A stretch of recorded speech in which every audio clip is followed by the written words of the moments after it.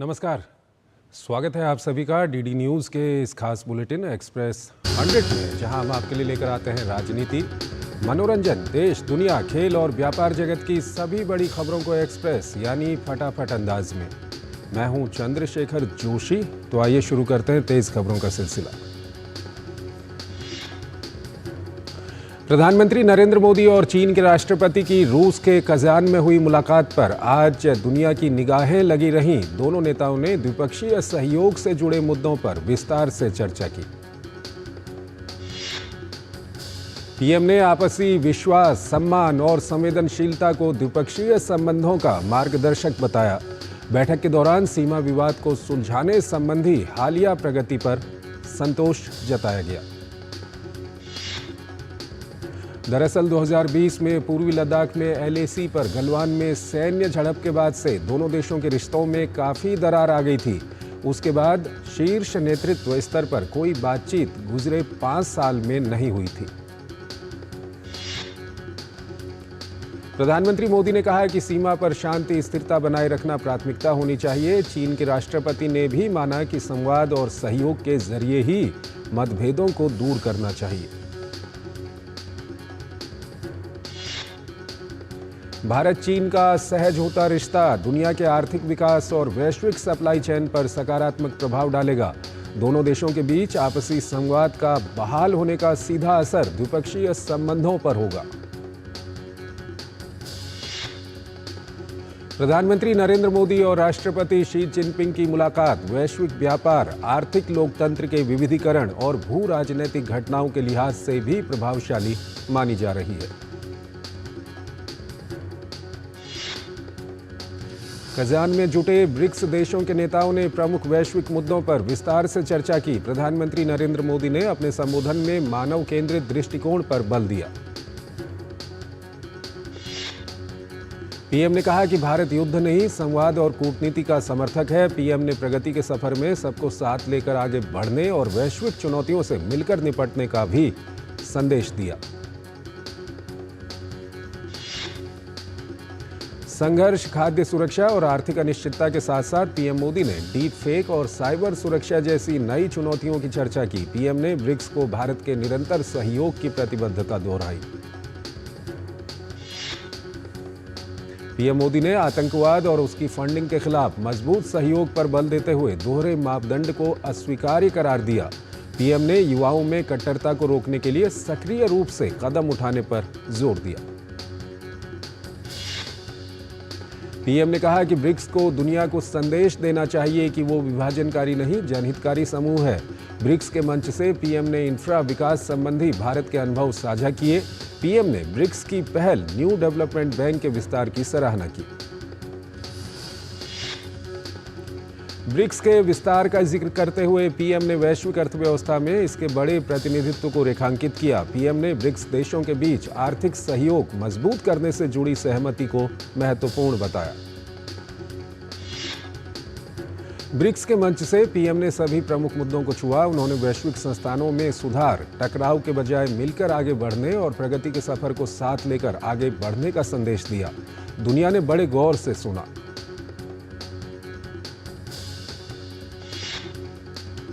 बिहार के मुख्यमंत्री नीतीश कुमार ने सुपौल के मलाड़ गांव में 493 करोड़ रुपए की विभिन्न विकास योजनाओं का उद्घाटन किया। इस दौरान मुख्यमंत्री ने महादलित बस्ती का दौरा किया, साथ ही विद्यालय का निरीक्षण किया।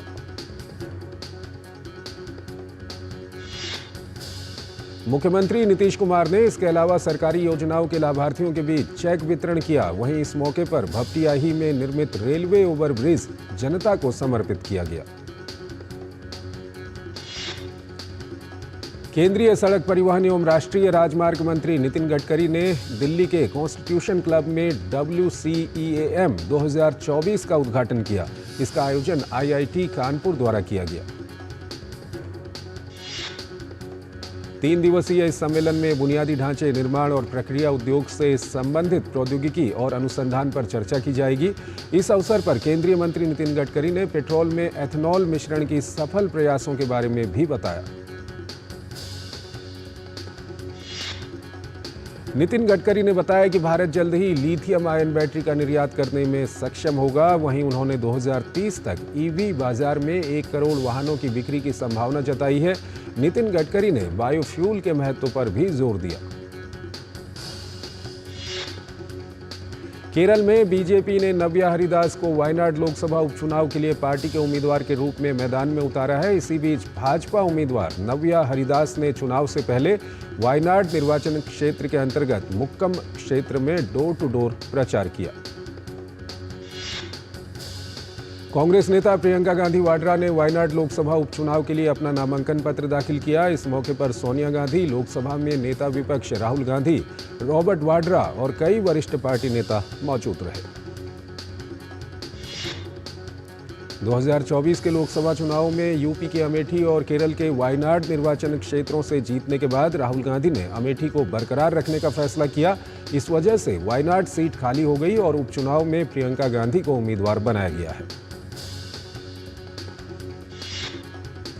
झारखंड विधानसभा चुनाव के लिए झारखंड मुक्ति मोर्चा ने दूसरी सूची जारी कर दी है, जिसमें केवल एक उम्मीदवार का नाम शामिल है। झारखंड मुक्ति मोर्चा की तरफ से रांची विधानसभा क्षेत्र से महुआ माझी को टिकट दिया गया है। ऑस्ट्रेलिया दौरे पर गए शिक्षा मंत्री धर्मेंद्र प्रधान ने अपने ऑस्ट्रेलियाई समकक्ष जेसन क्लेयर एमपी से मुलाकात की। धर्मेंद्र प्रधान ने जोर दिया कि शिक्षा में सहयोग भारत ऑस्ट्रेलिया संबंधों का केंद्र बिंदु है। धर्मेंद्र प्रधान ने भारत और ऑस्ट्रेलियाई उच्च शिक्षण संस्थानों के बीच मजबूत संस्थागत संबंधों को आगे बढ़ाते हुए महत्वपूर्ण और उभरती प्रौद्योगिकियों में साझेदारी को मजबूत करने पर सहमति व्यक्त की। केंद्रीय शिक्षा मंत्री धर्मेंद्र प्रधान ने RMIT यूनिवर्सिटी का दौरा किया। सोशल मीडिया प्लेटफॉर्म X पर उन्होंने लिखा कि RMIT यूनिवर्सिटी का बहुत अच्छा दौरा रहा, जो प्रौद्योगिकी, डिजाइन और उद्यम का केंद्र है। केंद्रीय शिक्षा मंत्री ने मोनाश यूनिवर्सिटी का भी दौरा किया। X पर उन्होंने लिखा कि मोनाश यूनिवर्सिटी का बहुत अच्छा दौरा रहा। उन्होंने लिखा कि मोनाश यूनिवर्सिटी 1960 के दशक के उत्तरार्ध से भारतीय छात्रों का स्वागत कर रही है। वक्फ संशोधन अधिनियम को लेकर संसद द्वारा गठित जेपीसी की बैठक में मंगलवार को टीएमसी सांसद कल्याण बनर्जी के आक्रामक तेवर और हमले की संयुक्त संसदीय समिति, जेपीसी के अध्यक्ष और भाजपा सांसद जगदंबिका पाल ने कड़ी निंदा की।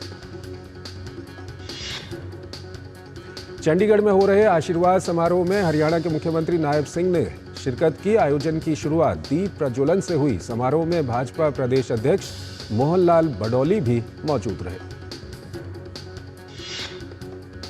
भाजपा के राष्ट्रीय महासचिव तरुण चुग ने जामिया मिल्लिया इस्लामिया में दिवाली उत्सव के दौरान हुई हिंसा को बेहद निंदनीय बताया। उन्होंने कहा कि दिवाली पूरे विश्व का त्योहार है और अपने देश में इस तरह की आपराधिक प्रवृत्ति स्वीकार्य नहीं है।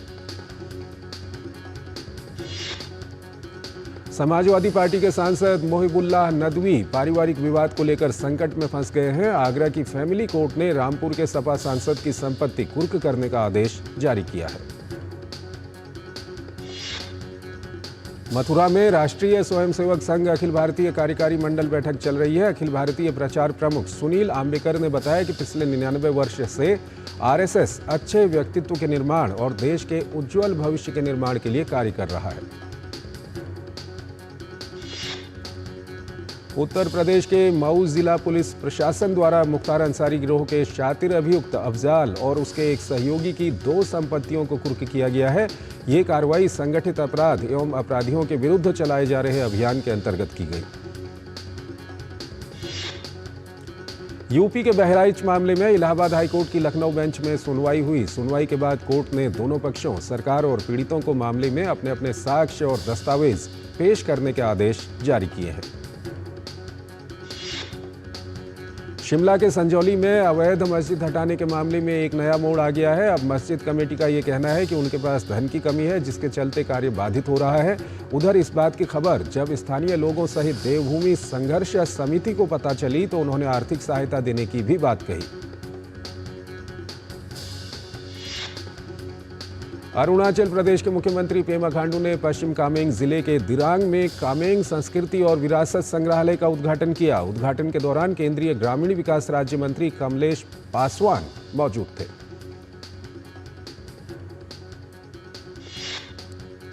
पेमा खांडू ने संग्रहालय की स्थापना में मदद के लिए भारतीय सेना की सराहना की। उनका कहना है कि कामेंग संग्रहालय मॉडल गांवों, सीमा पर्यटन और बुनियादी ढांचे के विकास की ओर अग्रसर है।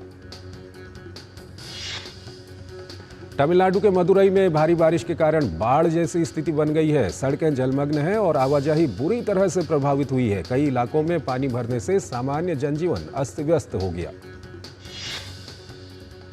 केंद्रीय मंत्री शिवराज सिंह चौहान झारखंड के गढ़वा विधानसभा क्षेत्र से भाजपा प्रत्याशी कमलेश सिंह के नामांकन सभा में पहुंचकर उनका उत्साहवर्धन कर रहे थे। इस दौरान उन्होंने कहा कि जनता में उत्साह का सागर है।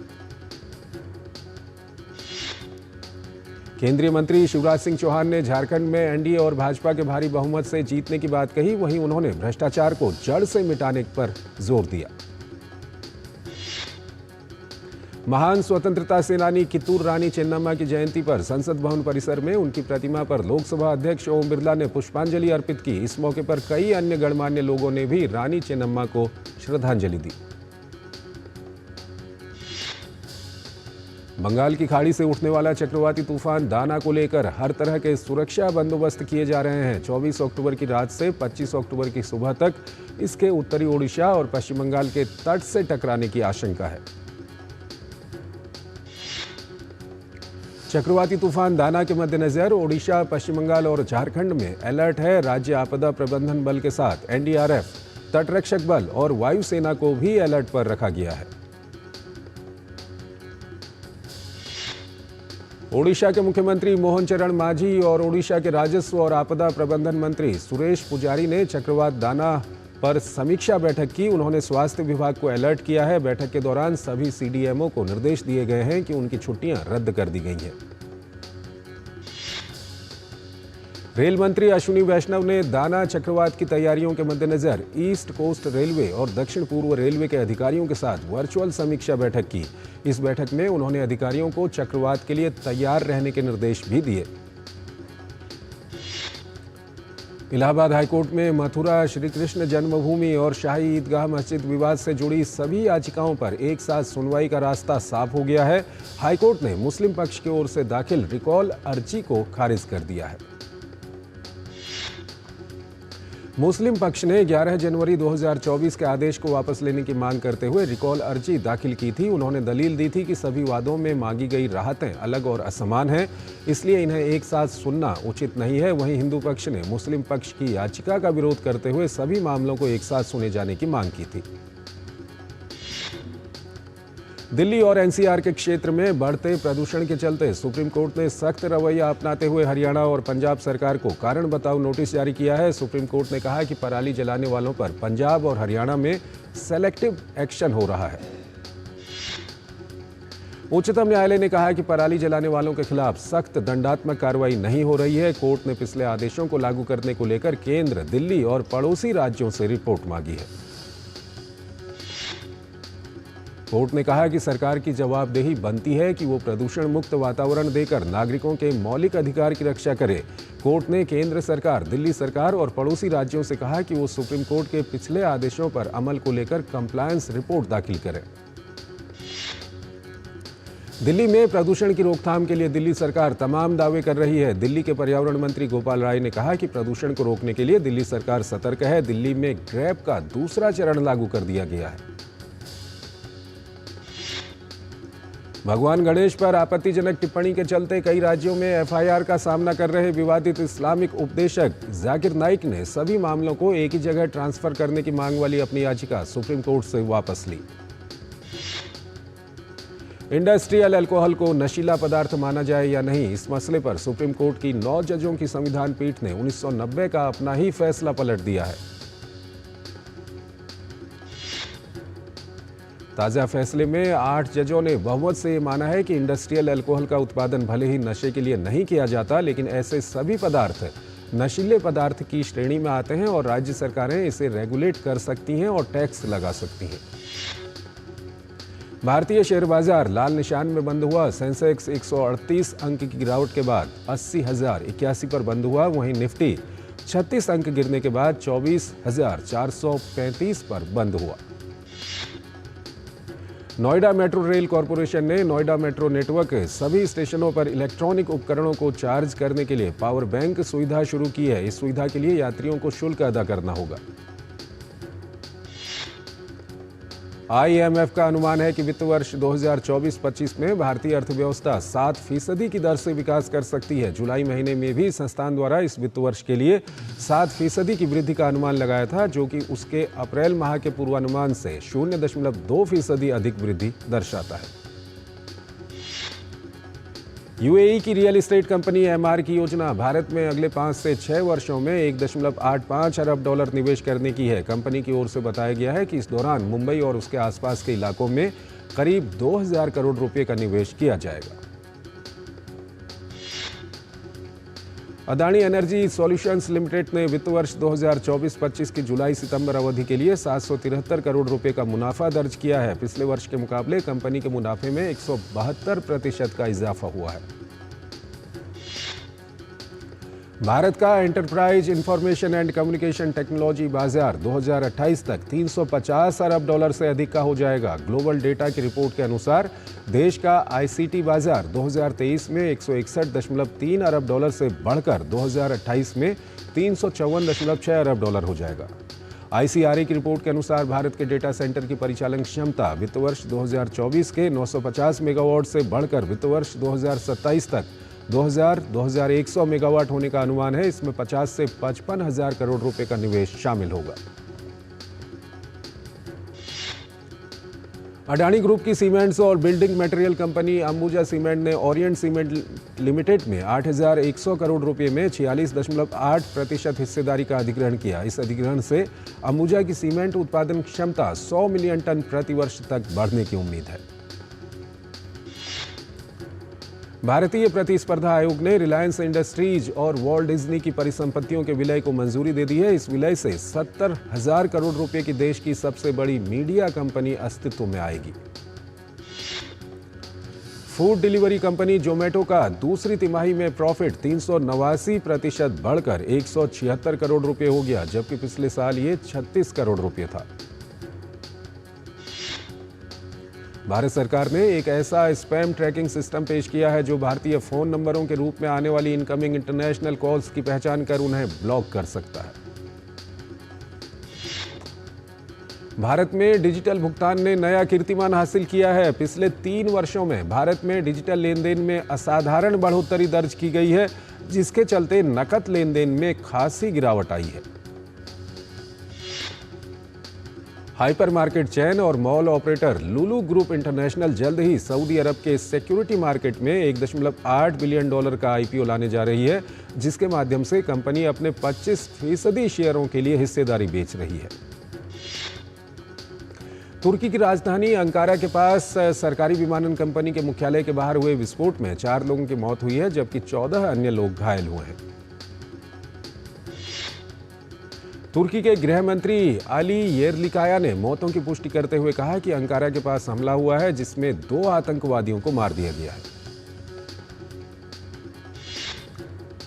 अमेरिकी प्रशासन ने इजरायली नेताओं से कहा है कि उत्तरी गाजा में घिरे नागरिकों को मानवीय सहायता दिलाने के लिए बहुत कुछ करने की जरूरत है। अमेरिकी विदेश मंत्री एंटनी ब्लिंकन ने चेतावनी दी है कि अगर इजराइल ने कोई कार्रवाई नहीं की तो अमेरिकी कानून का दायरा बढ़ सकता है। अमेरिकी विदेश मंत्री ने यरूशलेम और तेल अवीव में सिलसिलेवार बैठकों में इजरायली प्रधानमंत्री बेंयामिन नेतन्याहू, रक्षा मंत्री योव गैलेंट, रणनीतिक मामलों के मंत्री रॉन डर्मर और वरिष्ठ सैन्य अधिकारियों से मुलाकात की। अमेरिकी विदेश मंत्री ने इजराइल के प्रधानमंत्री बेंयामिन नेतन्याहू से मुलाकात करके गाजा में मानवीय सहायता बढ़ाने, हमास द्वारा बंधक बनाए गए लोगों की रिहाई और संघर्ष के बाद गाजा के शासन की योजनाओं पर चर्चा की। अमेरिका के पूर्व राष्ट्रपति और रिपब्लिकन पार्टी के उम्मीदवार डोनाल्ड ट्रंप के चुनाव प्रचार अभियान ने ब्रिटेन की लेबर पार्टी के खिलाफ संघीय चुनाव आयोग में शिकायत दर्ज कराई है। शिकायत में लेबर पार्टी से जुड़े नेता पर हैरिस के लिए प्रचार करने का आरोप है। शिकायत में लेबर पार्टी के नेता और कमला हैरिस के प्रचार अभियान के बीच सांठगांठ के लिए मीडिया रिपोर्ट का हवाला दिया गया है। हालांकि ब्रिटेन के प्रधानमंत्री ने ट्रंप के आरोप को अधिक अहमियत नहीं दी। उन्होंने कहा कि पार्टी के जो कर्मचारी डेमोक्रेटिक उम्मीदवार कमला हैरिस के चुनावी अभियान में मदद के लिए गए हैं वो वॉलंटियर्स हैं। वो इसे अपने खाली समय में कर रहे हैं और दूसरे वॉलंटियर्स के साथ कर रहे हैं। पश्चिमी देशों ने चीन से सभी मनमाने ढंग से हिरासत में लिए गए उइगुर मुसलमानों और तिब्बतियों को रिहा करने और स्वतंत्र मानवाधिकार पर्यवेक्षकों को आकलन के लिए क्षेत्रों में प्रवेश की अनुमति देने का आह्वान किया है। यूएन में ऑस्ट्रेलिया ने उठाया था मुद्दा। हालांकि चीन ने पश्चिमी देशों के आरोपों का खंडन किया है। विदेश मंत्रालय के मुताबिक चीन हमेशा से मानवाधिकारों को बढ़ावा देते हुए उसकी रक्षा करना अपना कर्तव्य समझता है। बांग्लादेश में एक बार फिर हिंसक प्रदर्शनों का दौर शुरू हो गया है। शेख हसीना ने प्रधानमंत्री पद से इस्तीफा दिया है या नहीं, इसे लेकर अब राष्ट्रपति मोहम्मद शहाबुद्दीन की कुर्सी खतरे में आ गई है। शेख हसीना की सरकार को हटाने वाले प्रदर्शनकारी एक बार फिर सड़कों पर उतर आए हैं। प्रदर्शनकारी शेख हसीना के इस्तीफे के मामले को लेकर राष्ट्रपति मोहम्मद शहाबुद्दीन को हटाने की मांग कर रहे हैं। दरअसल राष्ट्रपति शहाबुद्दीन ने शेख हसीना के इस्तीफे को लेकर जो खुलासा किया है उसने बांग्लादेश में संवैधानिक संकट खड़ा कर दिया है। राष्ट्रपति ने जो कहा है उसके मुताबिक मोहम्मद यूनुस के नेतृत्व में बनी अंतरिम सरकार असंवैधानिक है। राष्ट्रपति शहाबुद्दीन ने कहा कि उनके पास इस बात का कोई दस्तावेजी सबूत नहीं है कि अगस्त में विरोध प्रदर्शन के बीच देश छोड़कर जाने से पहले शेख हसीना ने प्रधानमंत्री पद से इस्तीफा दिया था। राष्ट्रपति के बयान के बाद बांग्लादेश में इस बात पर चर्चा तेज हो गई है कि क्या शेख हसीना अभी भी देश की प्रधानमंत्री हैं। ऐसे में घटनाक्रम ने बांग्लादेश की अंतरिम सरकार की संवैधानिकता पर सवाल खड़े कर दिए हैं। पाकिस्तान के लाहौर को दुनिया का सबसे प्रदूषित शहर घोषित किया गया है, जहां AQI 291 तक पहुंच चुका है। पूरे शहर में धुंध छाई हुई है और हालात ऐसे हैं कि हर तरफ धुआं धुआं सा लग रहा है। केंद्रीय खेल मंत्री डॉक्टर मनसुख मंडाविया ने आज नई दिल्ली में नेशनल स्पोर्ट्स गवर्नेंस बिल 2024 के मसौदे पर चर्चा के लिए हुई बैठक की अध्यक्षता की। नेशनल स्पोर्ट्स गवर्नेंस बिल से जुड़ी ये बैठक खेलों से जुड़े समस्त हितधारकों के परामर्श इकट्ठा करने के लिए की कड़ी का हिस्सा है, जिसका उद्देश्य भारत में खेलों के लिए एक मजबूत ढांचे को आकार देना है। बैठक के दौरान अपने संबोधन में खेल मंत्री ने कहा कि नेशनल स्पोर्ट्स गवर्नेंस बिल मसौदे का उद्देश्य खिलाड़ियों के विकास और कल्याण को बढ़ावा देने के साथ नैतिक शासन सुनिश्चित करने और विवादों के समाधान के लिए व्यापक ढांचा स्थापित करना है। बैठक के बाद खिलाड़ियों ने कहा कि सबका पक्ष सुनना सरकार की अच्छी पहल है और उन्हें उम्मीद है कि यह बिल भारतीय खेलों को आगे लेकर जाएगा। भारत और जर्मनी के बीच 2 मैचों की हॉकी सीरीज खेली जा रही है। सीरीज के पहले मैच में जर्मनी ने भारत को 2-0 के अंतर से हरा दिया। दिल्ली के मेजर ध्यानचंद स्टेडियम में खेले गए सीरीज का पहला मैच जीतने के बाद जर्मनी ने भारत पर 1-0 की बढ़त बना ली है। मैच में जर्मनी ने चौथे और 30वें मिनट में गोल किए। भारतीय जूनियर हॉकी टीम को मलेशिया में खेले जा रहे सुल्तान जोहोर कप में आज ऑस्ट्रेलिया के खिलाफ हार का सामना करना पड़ा। भारतीय जूनियर हॉकी टीम को ऑस्ट्रेलिया ने 4-0 से मात दी। भारत और न्यूजीलैंड के बीच 3 मैच की टेस्ट सीरीज का दूसरा मुकाबला गुरुवार से पुणे में शुरू होगा। भारतीय टीम को पहले टेस्ट में हार का मुंह देखना पड़ा था। ऐसे में पुणे टेस्ट में टीम अपनी पुरानी गलतियों को दूर करना चाहेगी। भारत और न्यूजीलैंड अब तक 63 मैचों में भिड़े हैं, जिसमें से भारत को 22 मैचों में जीत मिली है, जबकि न्यूजीलैंड ने 14 मैच जीते हैं। रियल मैड्रिड के मैनेजर कार्लो एंचेलोटी ने विनीशियस जूनियर की प्रशंसा करते हुए उन्हें असाधारण खिलाड़ी बताया। विनीशियस जूनियर की दूसरे हाफ में लगाई हैट्रिक ने रियल मैड्रिड को बोरुसिया डॉर्टमंड के खिलाफ जीत दिलाई थी। विकी डोनर, पीकू, मद्रास कैफे, अक्टूबर और सरदार उधम की सफलता के बाद राष्ट्रीय पुरस्कार विजेता निर्देशक Shoojit Sircar film I want to talk लेकर आएंगे। फिल्म का टीजर जारी हुआ है। कार्तिक आर्यन की फिल्म भूल भुलैया 3 का रोमांटिक गाना जाना समझो ना रिलीज हो गया। टीवी एक्ट्रेस दृष्टि धामी के घर बच्ची के जन्म की किलकारी गूंजी। एक्ट्रेस ने सोशल मीडिया पर पोस्ट शेयर कर लिखा, वो यहां है।